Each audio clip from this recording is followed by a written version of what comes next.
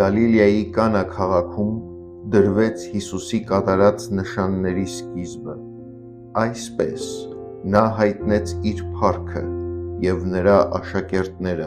հավատացին նրան։ Կանայում կատարվածը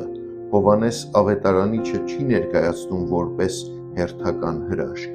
ուր պարզապես ջուրը գինու փոխվեց։ Այն Հովհաննեսի ավետարանում կոչվում է սկիզբն այն նշանների, որոնց միջոցով Հիսուսը հայտնում է, թե ով է նա։ Հիսուսն իր ծառայությունը չի սկսում տաճարում կամ հրապարակում, այլ հարսանեկան սեղանի շուրջ։ Նա իր փառքը բացահայտում է մարդկանց ուրախության մեջ։ Այդ փառքը արտաքին շքեղությունը չէ, այն Աստծո ներկայության փառքն է, որը փոխում է դատարկությունը լիության, պակասը առատության և կարոտությունը օրհնության։ Հովհաննեսն ասում է. այսպես նա հայտնեց իր փառքը։ Այս փառքը դեռ ամբողջությամբ բացված չէր, այն նշան էր, ուղղված դեպի խաչն ու հարությունը, սակայն հենց այստեղ աշակերտների աչքերը սկսում են բացվել, և հետևանքը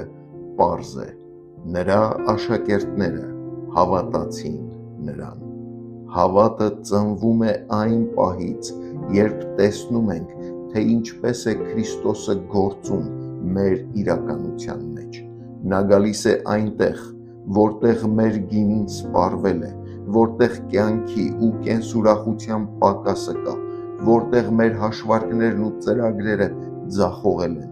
Նա գալիս է և իր շնորհով նոր կյանք է բերում։ Գալստյան այս սպասման մեջ սա մեզ հիշեցում է.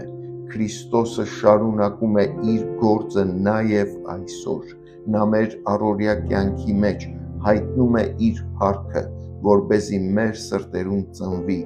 իրական հավատ։ Տեր Հիսուս, բացիր իմ աչքերը, որ տեսնեմ քո փառքը իմ կյանքի յուրաքանչյուր պահերի մեջ։ Ամեն։